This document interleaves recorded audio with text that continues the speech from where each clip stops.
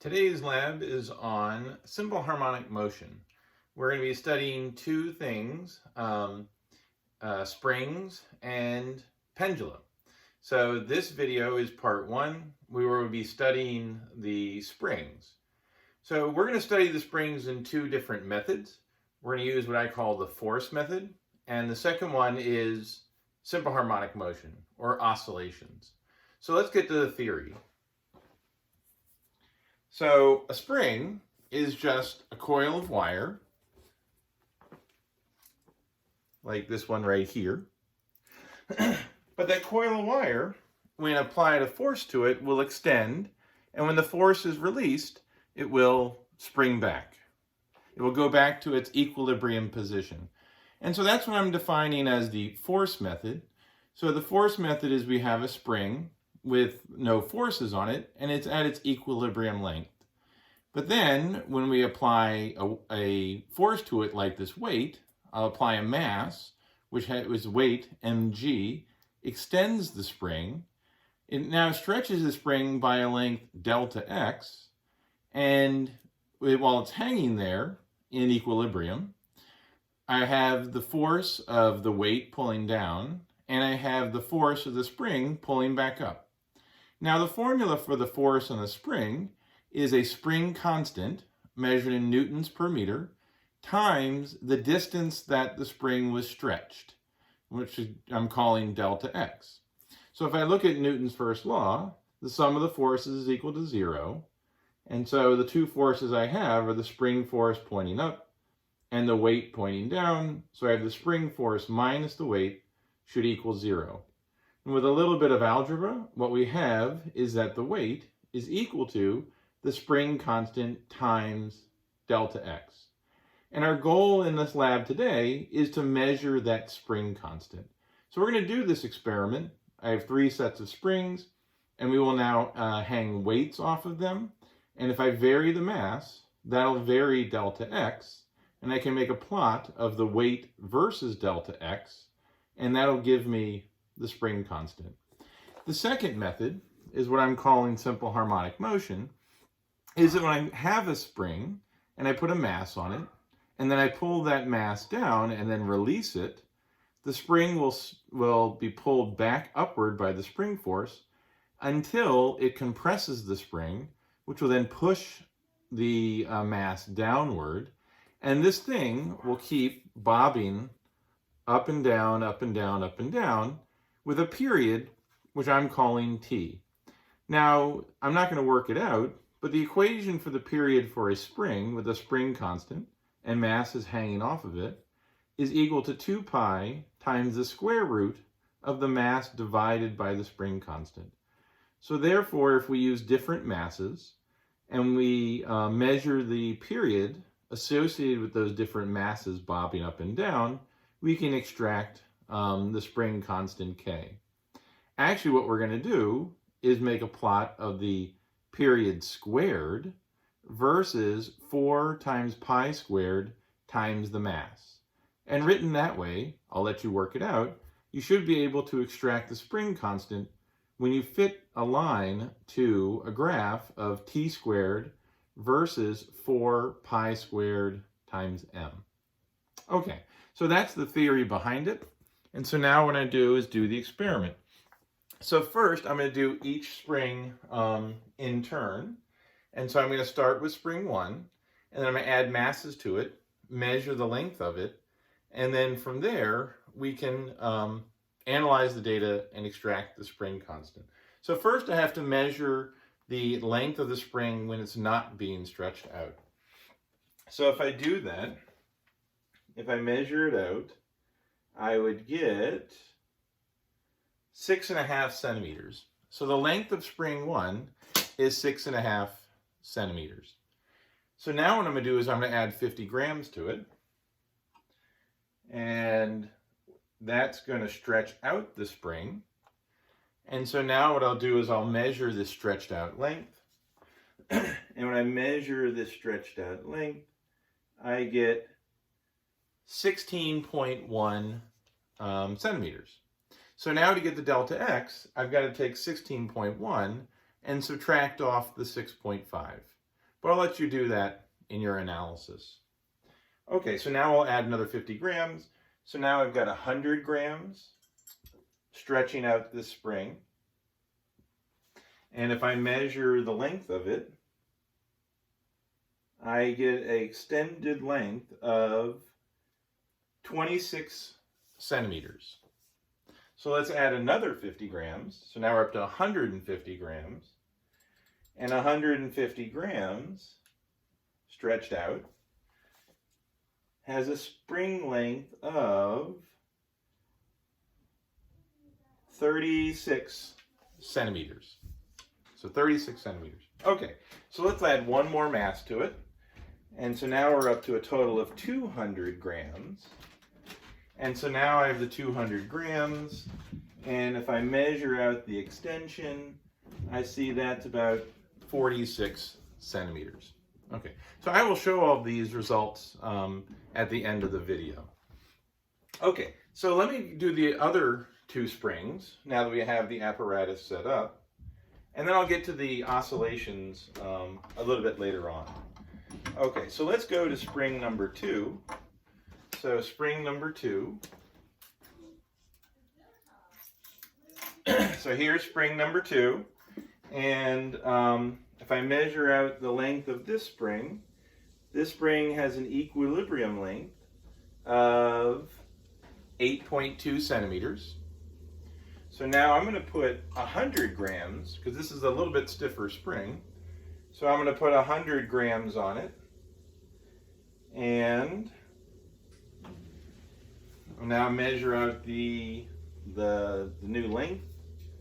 And that new length is 14.4 centimeters. So now I'm going to add another 100 grams. So now I'm up to 200 grams. Okay, so now 200 grams stretches the spring 21 centimeters. Now I'll add another 100 grams. Now we're up to 300 grams.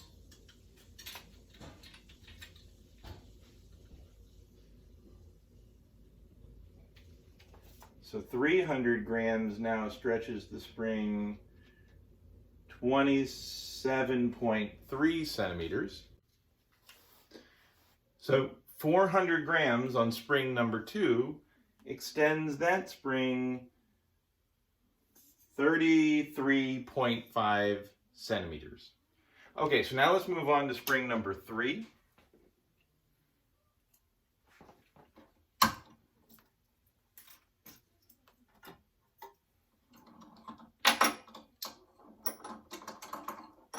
Okay, here's spring number 3. Spring number 3 has an initial length of 8 centimeters. And so now I'm going to put 100 grams on it.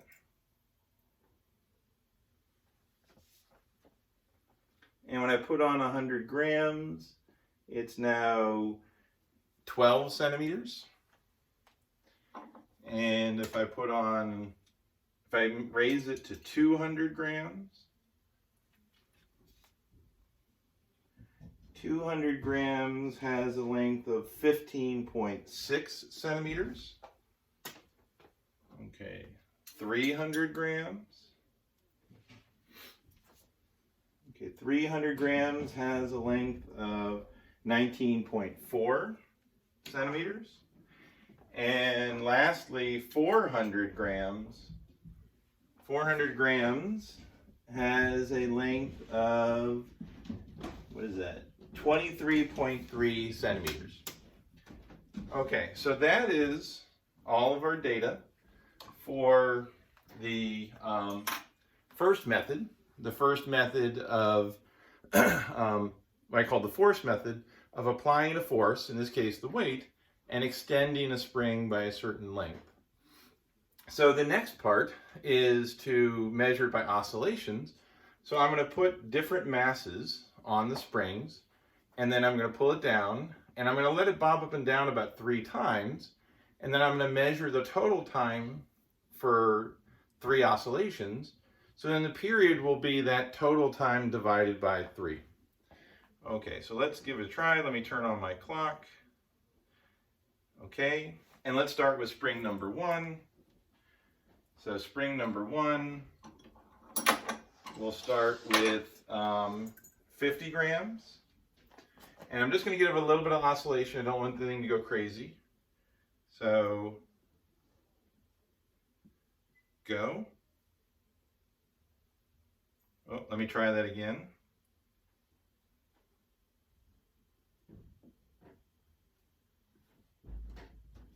So that was 1.93. 1.93 seconds. Let me try it again.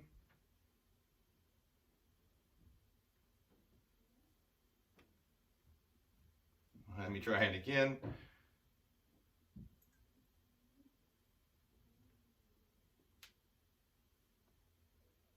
So 1.69 seconds. And let me try it again.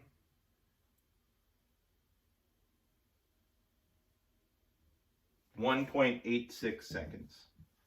Okay, so now let's raise the mass up to 100 grams. So now at 100 grams, ready, set, go. So that's 2.67 seconds. And let me try it again.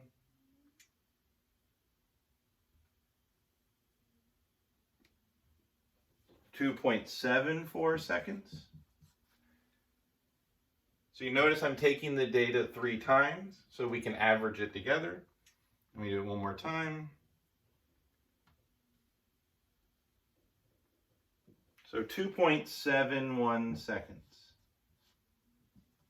Okay, so now we'll raise it up to 150 and try again.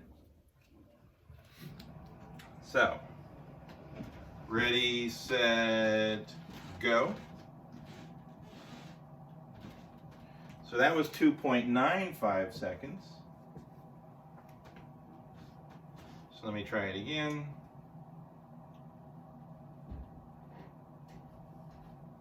Oh, try again, hold on.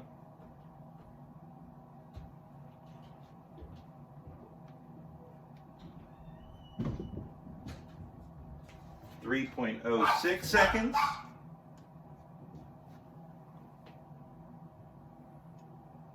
One, two, three.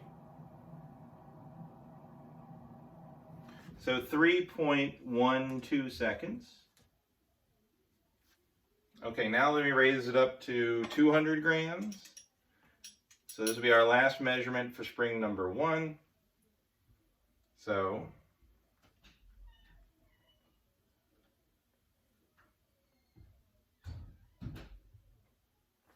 So 3.49 seconds.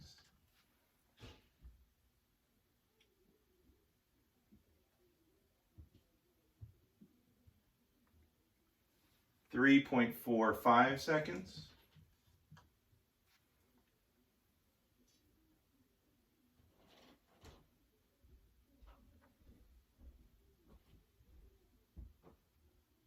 .53 seconds.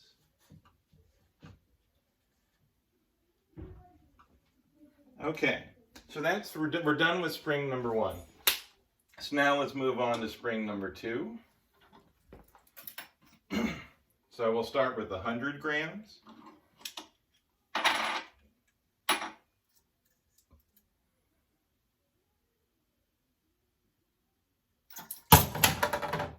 Okay, let me try it again without breaking anything. Just give it a little tap.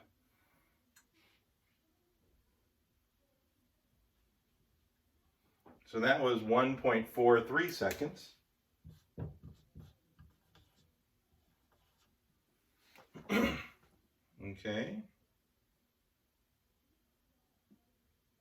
1.52 seconds. And try it again. 1.47 seconds. Okay, now let's raise it up to 200 grams.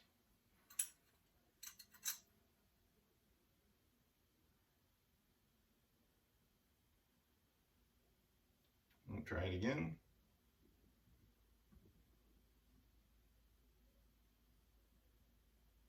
That was 2.0 seconds. 2.02. Try it again.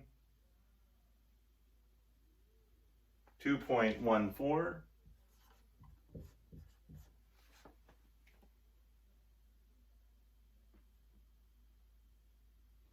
2.11. Okay.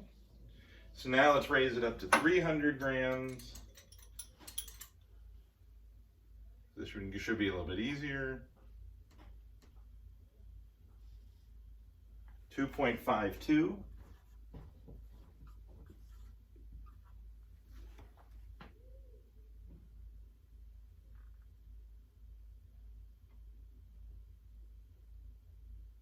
2.40.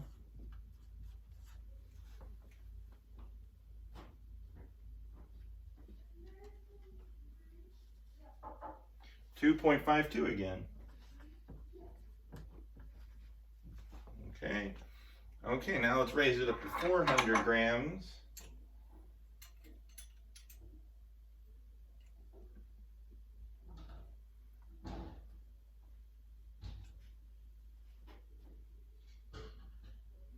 .88 seconds. Okay, let me try it again.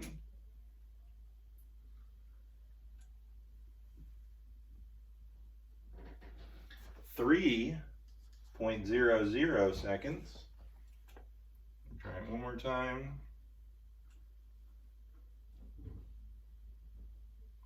3.15.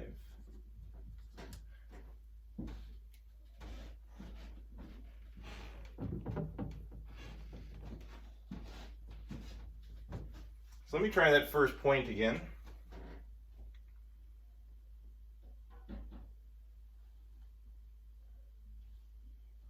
No, I got 2.8 again, so we'll leave it as it is.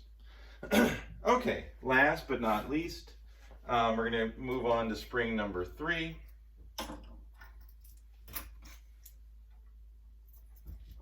Okay, spring number 3, we'll start off with the 100 grams and measure its oscillation.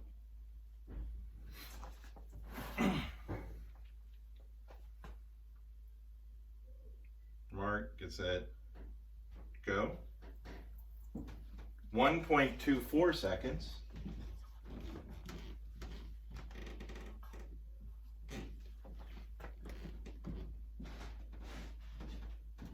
1.25 seconds.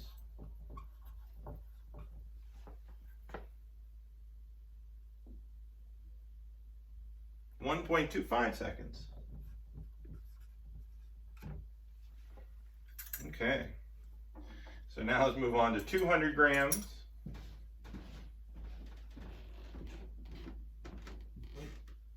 .60.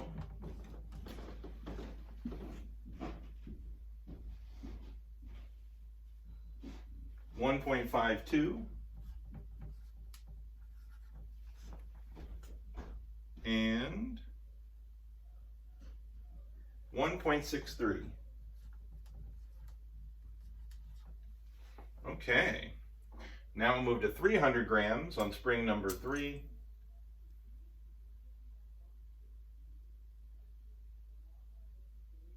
.13.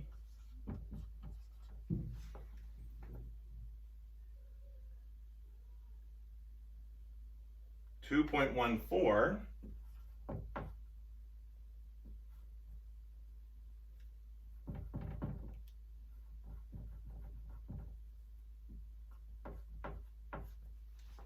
And 2.19.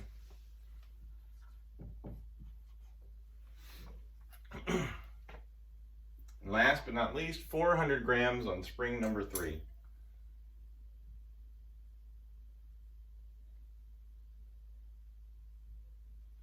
So 2.32.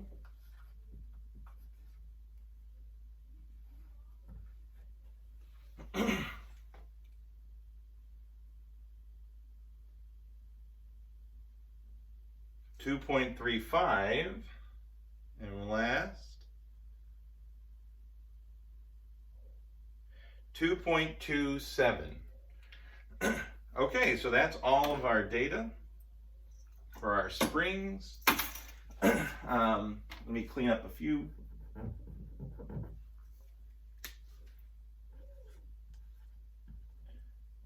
Data points. So make sure it's readable.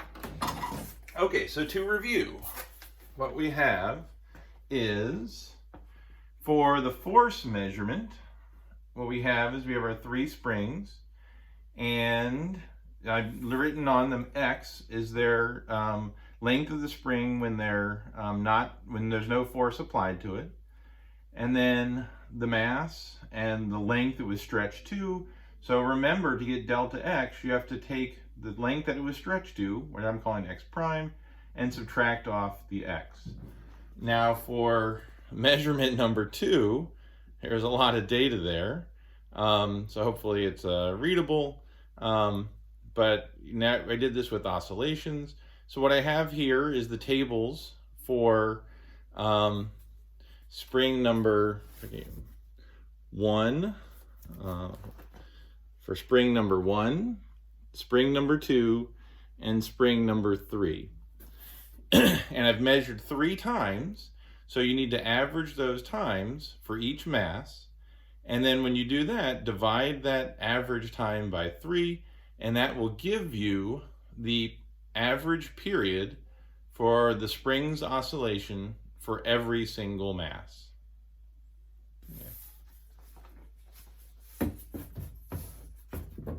Okay, so that concludes the experiment, and good luck.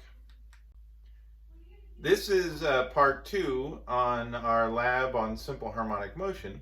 Part 1 was on springs, and this lab is on the pendulum. The pendulum is a string, which then has a mass tied to one end of it. The other end is attached and allows the mass to swing.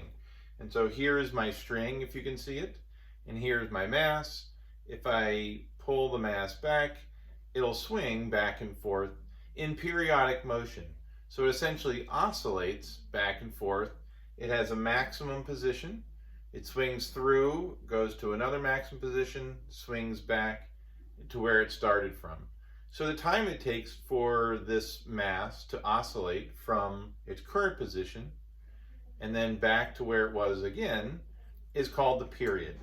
And so what we're going to be doing is we're measuring the period for pendula of different length strings and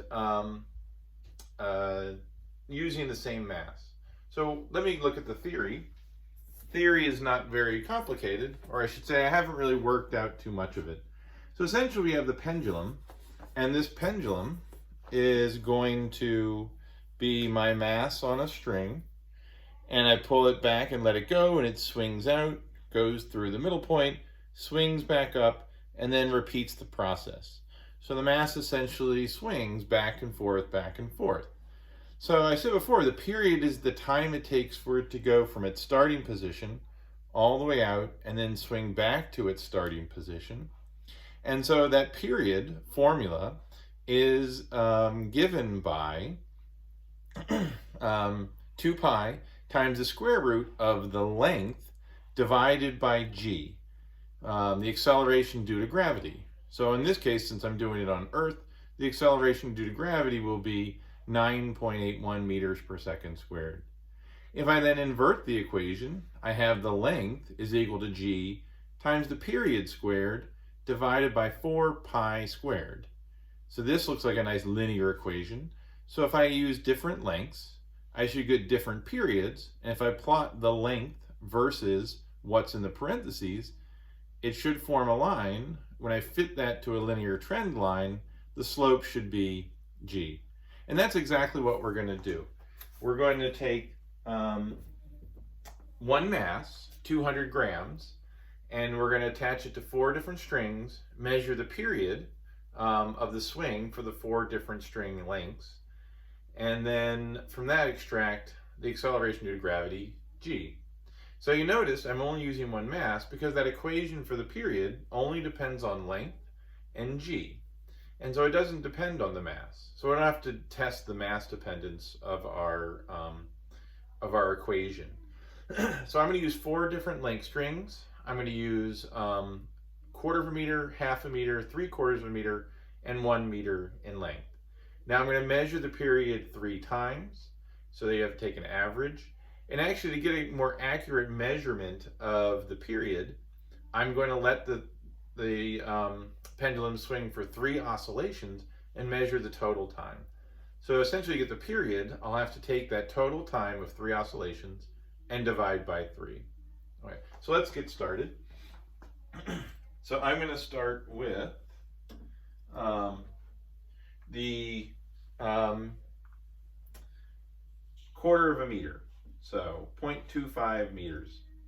So let me put this up here, and let me get my ruler out, and if I measure this from where it's rotating to the masses, it is 25 centimeters. Okay, so 1/4 of a meter. Okay, so let me go ahead and do that. Like I said, I'm gonna let it swing 3 times. So mark, get set, go.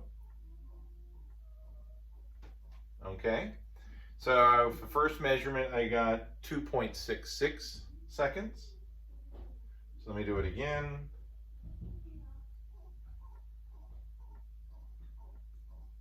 So this time I got 2.72 seconds. And the last time, this time I got 2.79 seconds. Okay. So I would take those times, average them, and divide by 3. Okay, so let's move on to the next length of 1/2 a meter.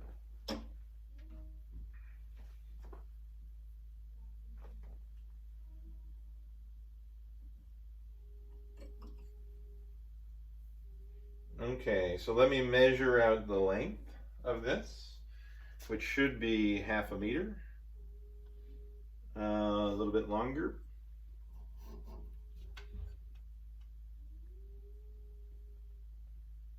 Okay, so a little bit longer. Oh, almost there. Okay, so that's 1/2 a meter. And so now let me measure the 3 times. Ready, set, go. Okay, so that's 4.04 seconds. So let me do it again.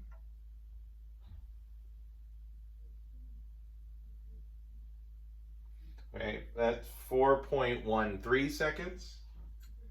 And one more time.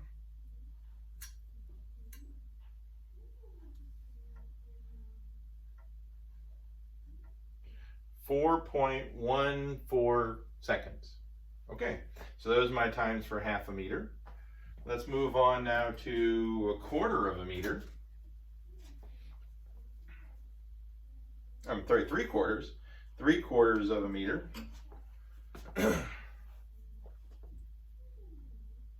Okay, so let me set the right length.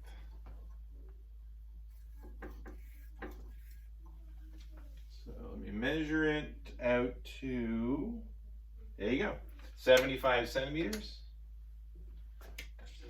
And ready, set, go.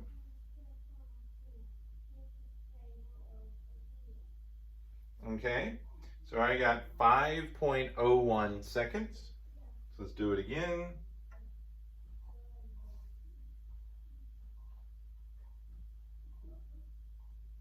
Okay, this time I got 5.03 seconds.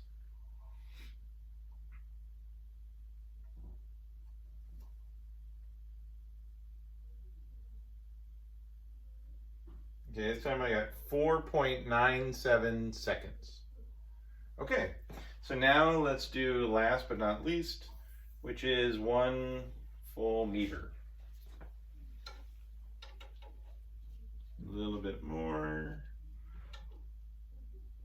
Okay, so that's 1 meter. So now Let me stretch this back a little bit. Ready, set, go.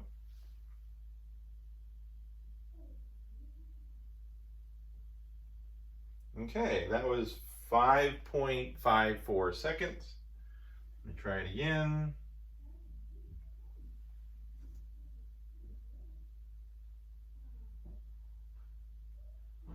Okay, 5.71 seconds. And the last one.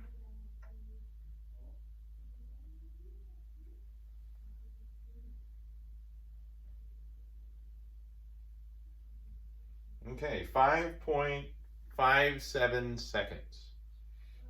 Okay, so that's all the data. What you may have noticed, actually, as an aside, is that it doesn't matter how far back I actually pull the pendulum and let it swing. So the period is only dependent on the length of the string and the acceleration due to gravity. Okay, so let's review the data. The data that I got was for each of the string lengths, so 1/4 of a meter, 1/2 a meter, 3/4, 1 full meter. I got the 3 different measurements right here. And so what you can do is average those, times, and then divide by 3. Because I actually let it swing 3 times for a total time, 3 full oscillations. So not 1 oscillation, but 3 oscillations. So you have to divide each of those total times by 3 to get the period. So good luck.